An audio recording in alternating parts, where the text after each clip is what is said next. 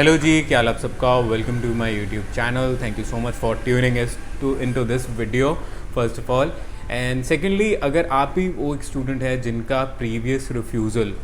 Is because of not choosing not relevant course, या फिर अगर आपने आपका वीज़ा रिफ्यूज़ हुआ और आपने केप्स मंगवाए और उसमें भी यही रीज़न आया कि जो आपने कोर्स में आपने अप्लाई किया है वो रेलिवेंट नहीं है, ठीक है ना। तो अगर आपका भी वो रीज़न है, maybe I can help you, क्योंकि ऐसे सिमिलर केसेस में हमने एक चीज़ की है। लाइक मेरा एक एक्सपीरियंस बेसिकली, देखिए मैं आपके साथ सिर्फ अपना एक्सपीरियंस शेयर कर सकता हूँ।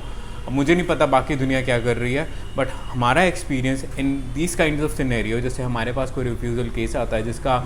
वीज़ा रिफ्यूज़ल का कारण रॉन्ग कोर्स सिलेक्शन होता है, इन that case you can do one thing that कि अगर आपने, जैसे मोस्टली होता है, it is not a made up thing, but most of the time जब भी आप फर्स्ट टाइम कोई बच्चा अप्लाई करता है and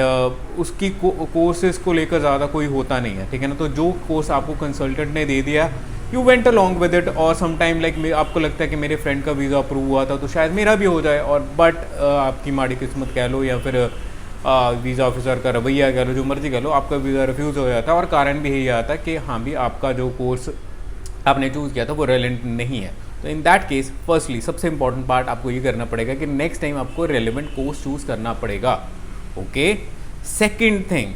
you can mention that in the covering letter. अगर आप देखिए, हर कंसल्टेंट का अपना अपना हिसाब होता है, कुछ ना एक एसओपी में सभी कुछ कवर कर देते हैं, प्रीवियस रिफ्यूज़ल को भी और उसको भी, फ्यूचर प्लान्स को भी या पे एसओपी को भी कुछ अलग अलग करते हैं, और दोनों तरीके ठीक है। इसमें कोई ये नहीं है कि ये बढ़िया होता है ये नहीं बढ़िया होता है, सबका ठीक है, सबकी अपनी अपनी अप्रोच है, और सभी को जाहिर सी बात, अगर कोई अप्रोच को कंटिन्यू कर रहा है, उसको रिजल्ट अच्छे आ रहे हैं तभी कर रहा है, राइट। तो ऐसी हमारी अप्रोच थोड़ी सी डिफरेंट है। हम कवरिंग लेटर अलग से लगाते हैं जिसमें हम जो भी रिफ्यूज़ल आया होता है रीज़न उसको जस्टिफाई करते हैं, और एसओपी में अलग रखते हैं। तो कवरिंग लेटर में हम ये भी मेंशन कर सकते हैं कि भाई जो हमने पहले अप्लाई किया था, कोर्स रेलिवेंट नहीं था, जो रिफ्यूज़ हो गया, तो उसमें जो कोर्स सिलेक्शन थी तो वो हमारी नहीं थी।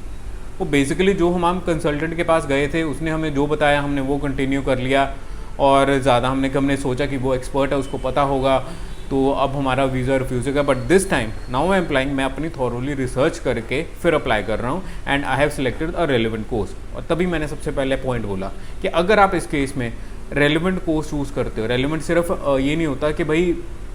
मान लो किसी का कॉमर्स की हुई है तो आपने बीबीए ले ली, बीकॉम ले ली, करोगे ना, आपको लगेगा हाँ मेरा रेलिवेंट है, बट इसमें भी आपको थोड़ा सा बारीकी से देखना पड़ेगा। जैसे फॉर एग्जांपल कॉमर्स की ले रहे हैं हम, अब मान लो कॉमर्स में किसी बच्चे के नंबर अकाउंट्स में हैं जी 33 हैं, ठीक है ना, और वो बंदा आगे बीकॉम ले लेगा, बीकॉम ज़्यादा अकाउंटेंसी के ऊपर होती है ना, तो जाहिर सी बात है ये रेलिवेंट होकर भी रेलिवेंट नहीं रहेगा, क्योंकि बच्चे के नंबर कम है उस पर्टिकुलर प्रोग्राम में। तो अगर आप अपने कोर्स सब्जेक्ट को ध्यान में रख के और फिर आगे कोर्स चूज़ करते हो, और अपना ये भी बता देते हो, और कवरिंग लेटर में अलग से अगर एसओपी लिख रहे हो तो एसओपी में एक्सप्लेन कर देते हो कि भाई पहले जो कोर्स चूज़ किया था वो मेरी सिलेक्शन नहीं थी, मुझे जो कंसल्टेंट ने किया वो चूज़ कर लिया, और अब मैं सही से चूज़ कर रहा हूँ। एंड अगर आप ऐसे करते हो तो आपके वीज़ा अप्रूव होने के चांसेस काफ़ी अच्छे हैं, क्योंकि ये चीज़ हमने की है, ठीक है ना, 2-3 बार की है, रिजल्ट अच्छे रहे, 2-3 बार तो नहीं, अभी तो ज़्यादा हो गई, तो काफ़ी बार हो गई अब तो, बट हमने किया है, हमें रिजल्ट पॉजिटिव मिले, और यही चीज़ हम आपके साथ में शेयर कर रहा हूँ कि आप भी ये कर सकते हो। मैंने ये चीज़ एक्चुअली कुछ हफ्ते पहले बनाई वीडियो में भी मेंशन की थी, बट अब मैं दोबारा मेंशन कर रहा हूँ अलग से इस चीज़ के ऊपर, ताकि क्लैरिटी रहे, and you can use this tip on your file, ठीक है ना, ताकि आपका वीज़ा अप्रूव हो। एंड आई रियली विश कि आपको ये टिप हेल्पफुल रहे और आपका वीज़ा अप्रूव हो जाए। बाकी आने वाले दिनों में मैं और जो भी मेरा एक्सपीरियंस रहता है हमारा फाइलिंग को लेकर, ऐसे टिपिकल केसेस को लेकर, डिफरेंट सिनेरियोज़ को लेकर मैं शेयर करने की कोशिश करूँगा, ताकि आपकी कुछ हेल्प रहे।